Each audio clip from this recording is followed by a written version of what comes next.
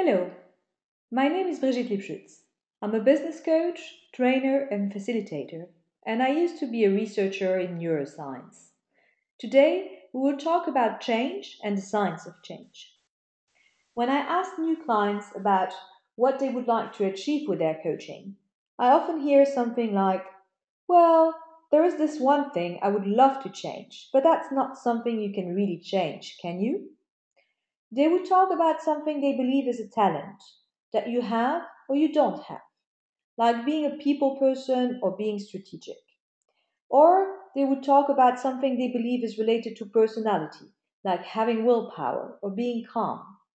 For many people, it's not even worth working on these topics, as surely you can't change anything about them. Can you? So today, I would like to share two things with you.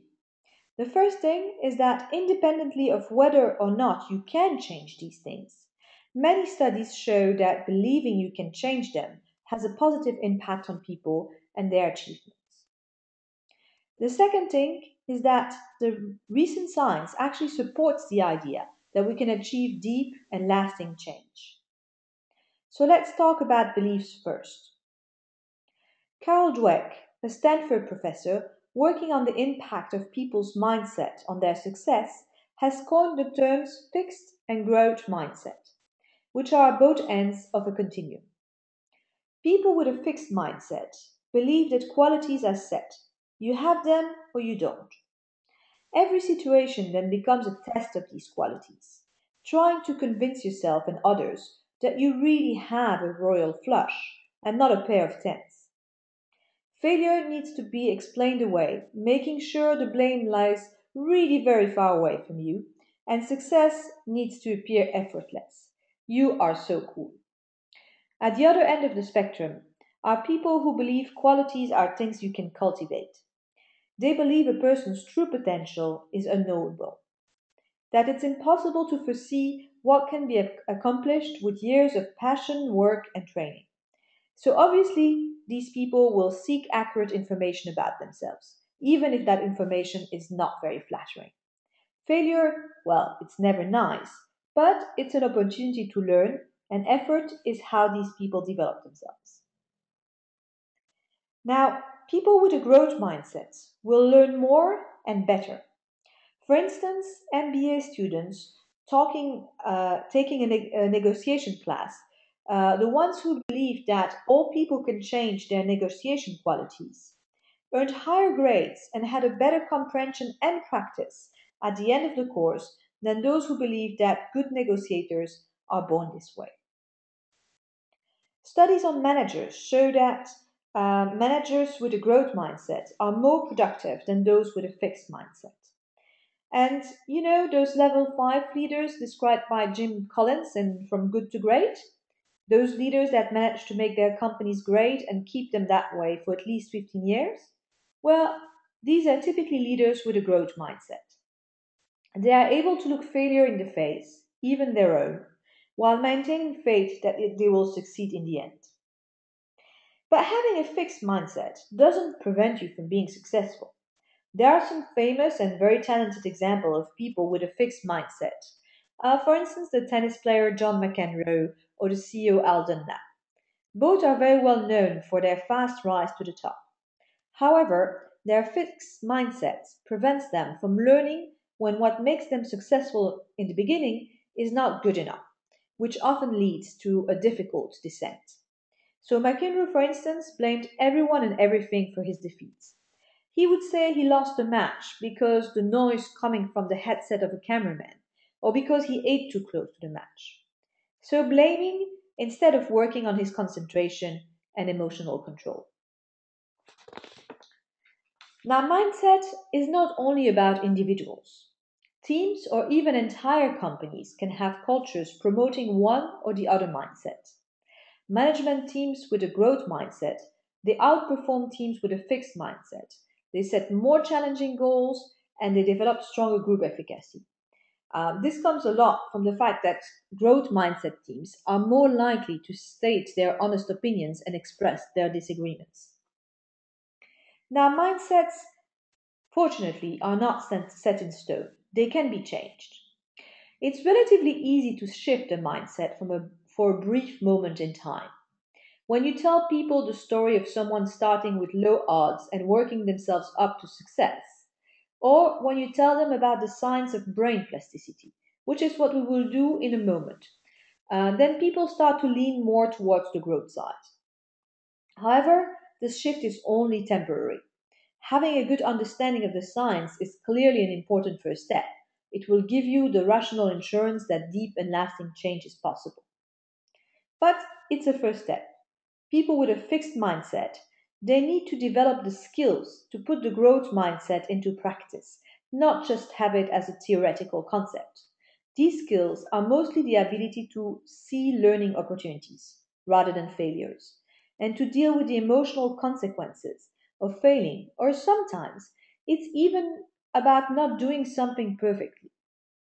At the end of this presentation, we will discuss some brain training exercises, and I will explain what a brain training is, that can support people in developing these skills.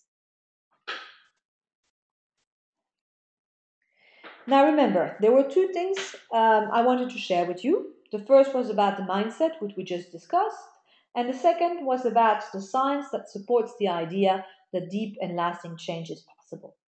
In this section, I will tell you about three things that build on each other: neuroplasticity, brain training, and the tools of development. Our understanding of the brain has changed dramatically in the past 20 years. In the early 90s, in line with a fixed mindset, the brain was seen as static. You could assess and you could categorize people, put them into boxes. But that's all. Today, in line with the growth mindset, we know that people's brain is plastic. This is a term used to say that our brains are changing all the time, that everything we do, think, or even feel changes our brain.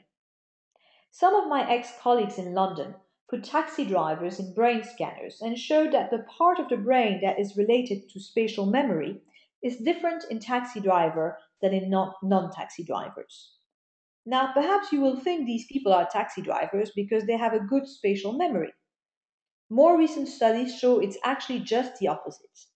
When you teach people to juggle, for instance, and you compare a picture of their brain before and after they learn how to juggle, so you will see a difference. If you look at those yellow blobs there, usually these yellow blobs on the brain means a difference in brain activity. In this case, those are structural images, and so basically it's a difference in brain density.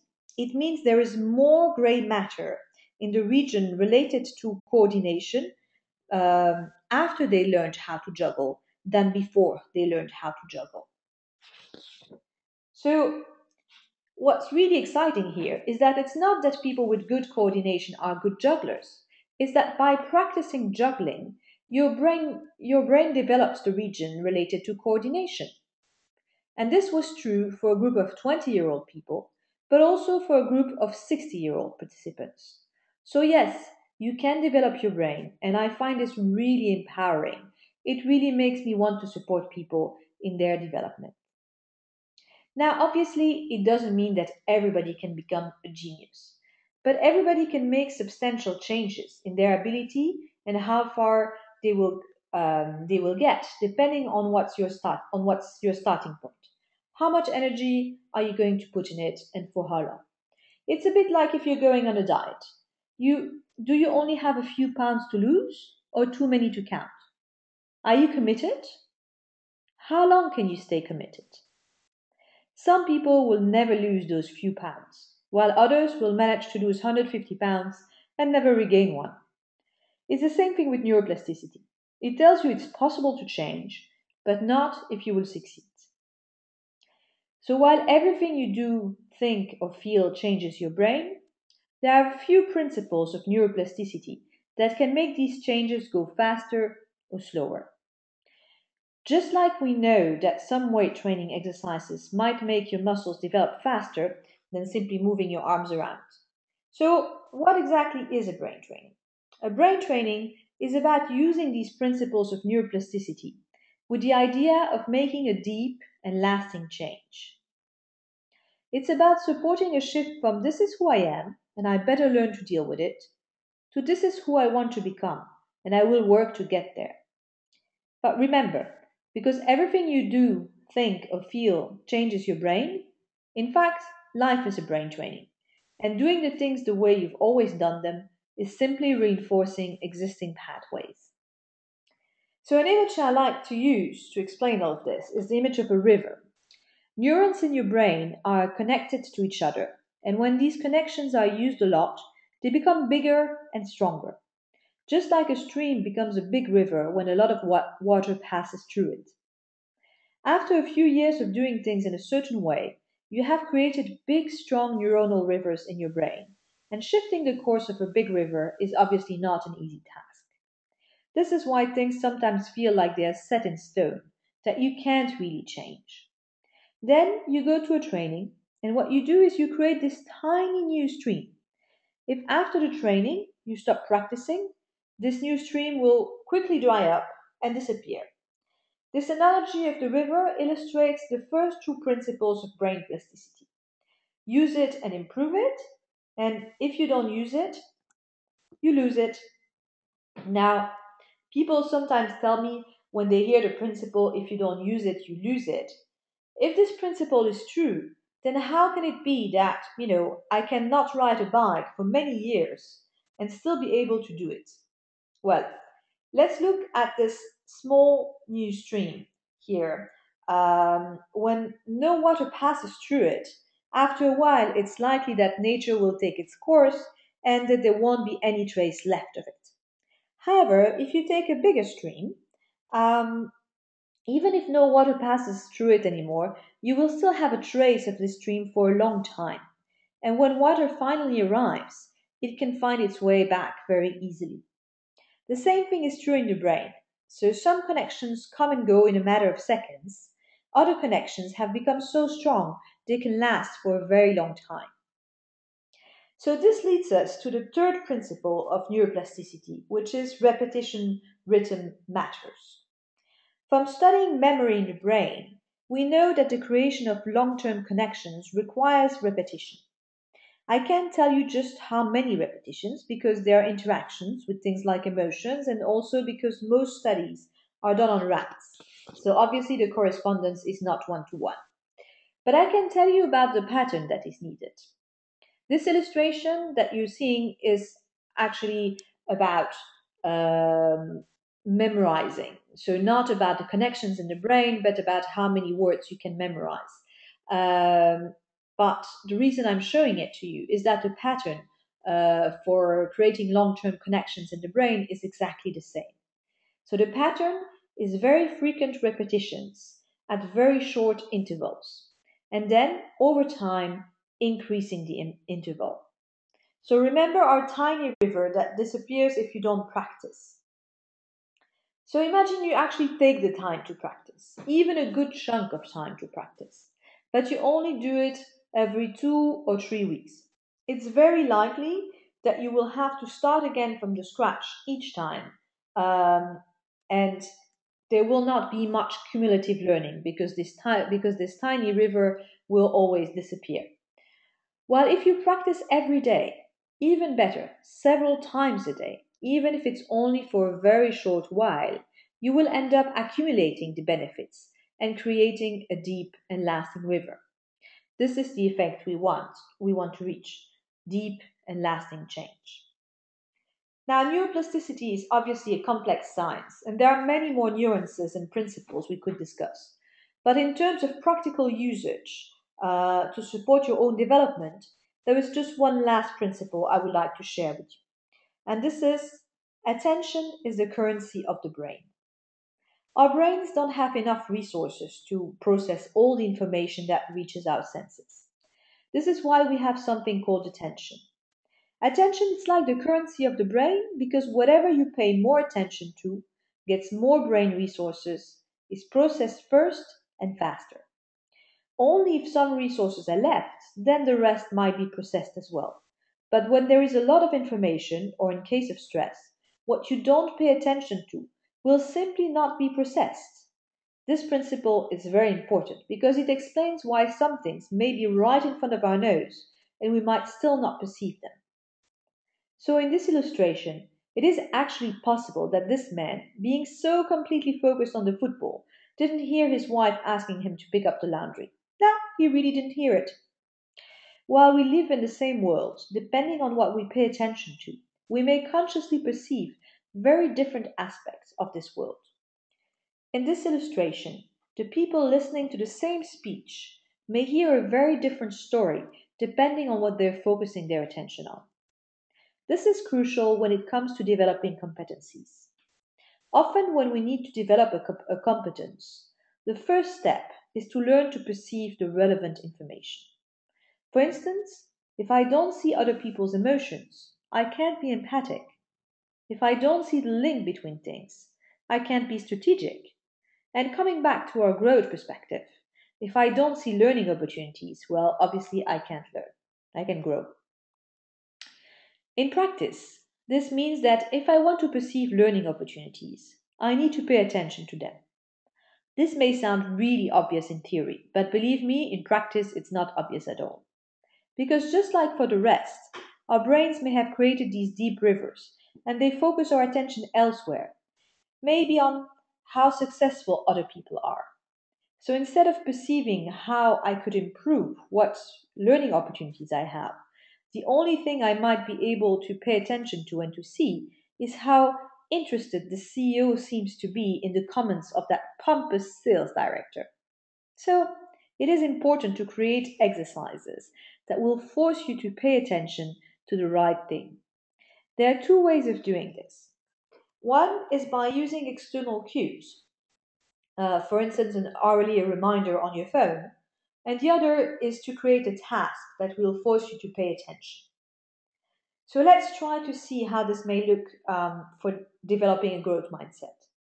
Remember, for a growth mindset, you need to see learning opportunities, but you also need to be able to deal with the emotions related to failure. So, a first exercise might be around creating increased self awareness of your emotional state. This is the very first step for managing your emotions. It's being aware as soon as possible of how do I feel. Not everybody will need this exercise. Some people are very aware of how they feel, but many people have absolutely no clue. And they're surprised when they suddenly burst out in anger or have a burnout. So, if this is your case, a very basic but very efficient exercise is to set a reminder on your phone every hour asking yourself, how do I feel? Even if you do this 15 times a day, it will take almost no time. And after a few weeks, you will be a lot more self aware and you will start noticing things you wouldn't have noticed before, even if these things happen outside of the moments when you get the reminder. So once this happens, it actually means that you're starting to create a strong path in your brain, and you can start diminishing the number of reminders, still keeping a few to make sure that you're really reinforcing and creating this really strong and lasting rhythm. Now, another example is to create a diary task. Once a day, taking a couple of minutes to ask yourself, what learning opportunities did I have today? Perhaps the first day you may think you didn't have any. At least you didn't notice them. Perhaps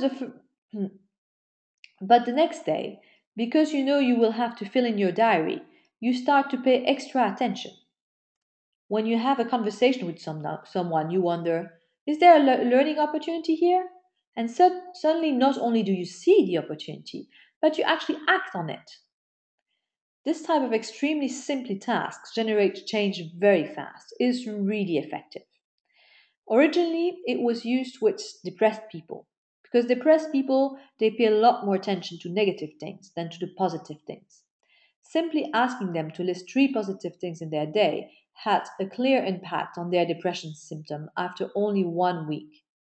Now, this is not magic. This is because this task, if done well, it refocuses your attention the entire day, and so it changes what your brain is processing first and better. What I really like about it is that it's very easy to adapt to many topics. If we continue on the idea of the growth mindset, you may focus not on yourself but on your team, for instance, listing three improvements you have seen in your team members, or three opportunities for you to support your team members' development. Keep at it for a while, and this will become something that comes very naturally to you. Now, once you have understood the four principles, and for a reminder, the four principles are use it and improve it, use it or lose it, repetition rhythm matters, and attention is the currency of the brain, there are two challenges remaining. So, the first challenge is that it's not always obvious what you need to pay attention to. Imagine you receive a feedback that you need to improve your team leadership or your communication skills. How do you go from there to creating a set of simple brain training exercises? So, going from feedback to exercises.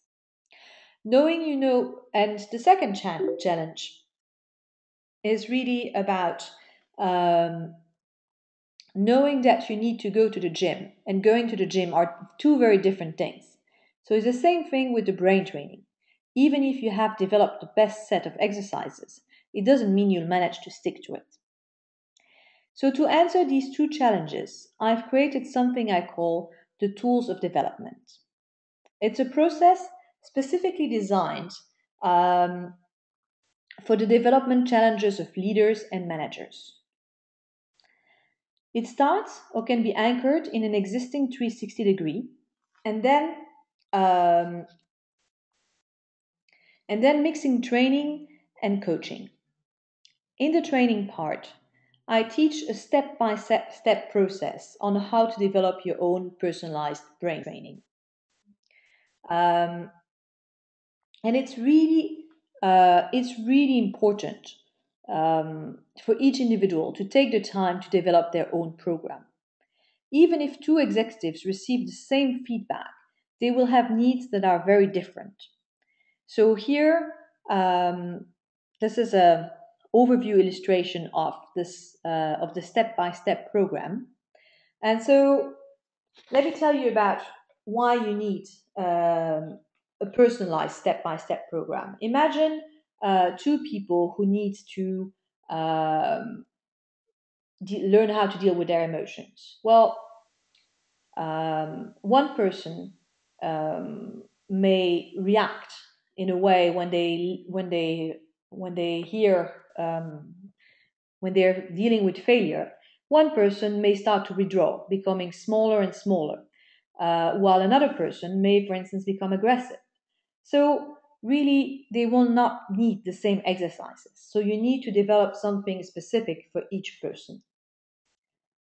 Now, of course, there are some challenges that are very similar to many leaders and managers. So, what I've done is that I've developed a step by step process, but I've also developed some tools related to challenges that are common to many people. Um, and so, all these exercises are also grounded in neuroscience. And so you have exercises and tools around how to develop poise and charisma through emotional regulation, developing willpower. Yes, that's something you can develop, willpower, and working on motivation, your own or that of your team. So you will still need to personalize these exercises, but you will learn to do this through the step-by-step process. But and that's also what the coaching sessions are for. You can have individual or group coaching sessions, but at least you will have a good basis for the most likely challenges you will face. So um, a good example. Let me give you an example of such a science-based tool. Is um, this study. Um, it was published 2 years ago, and you might actually have heard of it because 2 years it was published 2 years ago, and one of the authors has made a TED talk. Her name is Amy Cuddy, and I really do encourage you to go and see that TED talk because it's really great. And so this study, what they found is that if you stay for 2 minutes in a position, like one of these positions here on the left, then it will have a big impact on your hormones and your behavior. After 2 minutes in one of these positions, you will have a 20% increase in testosterone, which is a hormone related to dominance. and a 25% decrease in cortisol, which is a hormone related to stress. Now, this is typically something that can be used to create brain training exercises for somebody working on assertiveness. Um, and you can adapt this to the challenge of that person. So basically, the mixture of the step by step process to really adapt the exercises to the individual and the scientific knowledge that you can learn um, in the workshops will empower any individual to create their own personalized brain training, and this can be done in group settings. So, a quick recap: the key messages of this webinar. Develop a growth mindset for yourself, in your team, and in your company. Remember, everything you do, think, or feel changes your brain. Use tasks and cues to pay attention to the key ingredients of the competency you need to develop, and practice, practice, practice, practice, practice. Use the support from a colleague or a coach to make sure you've got the right exercises for your brain training and that you manage to keep up the right level of practice. I really hope that this was instructive and useful, and I thank you very much for your attention. And if you have any questions, don't hesitate to contact me.